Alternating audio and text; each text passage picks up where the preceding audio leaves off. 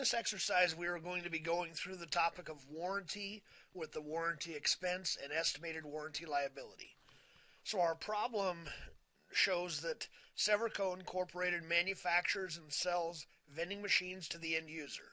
5 years ago, they started offering a 2-year unlimited warranty on all of their products. Over the 5-year history, they've had an estimated 5% claim rate. So that's 5% of their sales.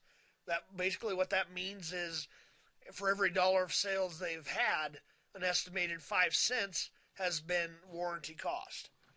So you are a new accountant that has been hired on right before the end of 2017, and your supervisor is giving you the below requirements. So we have to use some of this data set to complete the requirements. So number one, as you look at the balance sheet, you first notice an account labeled Estimated Warranty Liability that currently has a debit balance of $1,500. What does this tell you was a mistake made in the prior year? So for this one, we have to keep in mind a couple of things. Estimated Warranty Liability is indeed an actual liability account. A liability normally has a credit balance. This account now has a debit balance, which tells us it's a negative. So what does this tell you? It's a negative. Was a mistake made in the prior year? Not necessarily. What we're saying here is that you don't have to close out the liability account at the end of the year. The liability is an estimate. You don't really want it to go negative, but if it does, you don't have to necessarily correct for that in that current year. Instead, we'll see in a little bit what we would actually do is adjust that percentage. So really, the fact that this has a $1,500 debit balance, what that really tells us is that our 5% estimate was not quite enough. The true warranties that came in were actually a little bit over 5%. That's why we didn't have enough in our estimated liability to cover the claims, so it went negative. Not very far, but it did go negative. So that's what this would tell us. No mistake was made in the prior year. We'll have to consider it for future years. Requirement 2.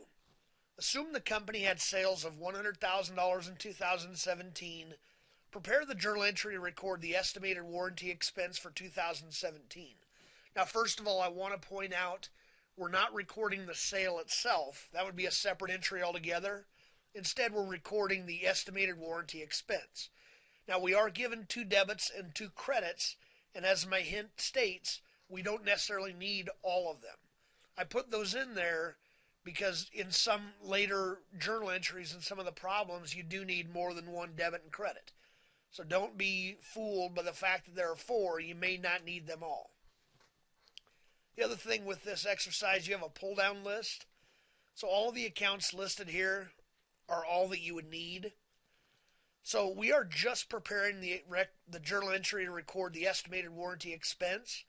That would be a debit to warranty expense. And we only need 1 debit. And the credit goes to the actual estimated warranty liability account. Now the amount here is going to be 5% of sales. Sales were $100,000. So the amount would be $5,000 for both the debit and the credit. So keep that in mind. If you look now, we started off with a negative $1,500 warranty liability. We've added $5,000 on the credit side, so keep that in mind as we move forward.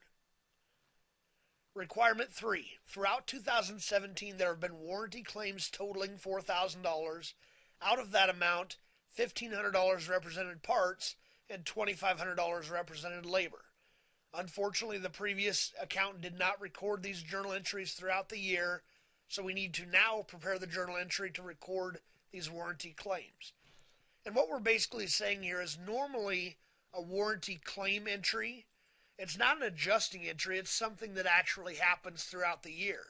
So normally you would record that entry throughout the year. In this case, we're having to do it at the end of the year. So what we're doing is this is an actual claim that's coming through, so we're using up that liability account. We're essentially paying it off by handling a claim. So we're debiting estimated warranty liability to reduce it. Now the credit, it's going to go to 2 things. $1,500 was parts, $2,500 was labor. So we would credit our parts inventory to reduce the inventory. And you could credit one of two things here. You could credit cash if you're paying your employees immediately, or you could credit salaries payable to show the fact that you now owe the employees money. So whichever way you wanted to handle it, both would be acceptable. Now, requirement 4. Complete the below T account starting with the beginning balance all the way through the ending balance. So this is just for the estimated warranty liability account. We are going to start off with the $1,500 debit balance.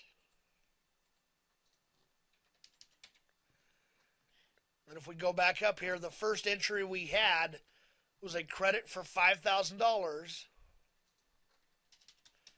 So if you just think about it right there, just with those two transactions, we're now $3,500 on the credit side.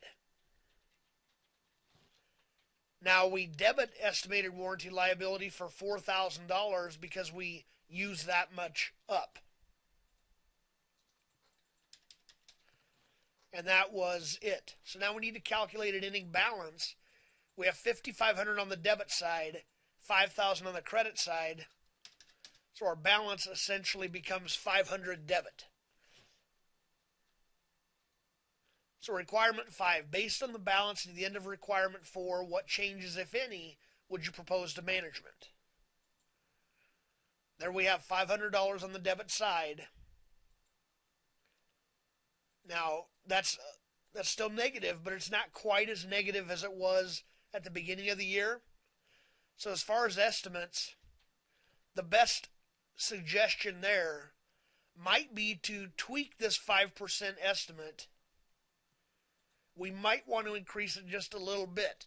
Alternatively, we could see how this goes throughout the next year and see if the negative eventually goes away at that point. And that takes us through our final requirement for this project.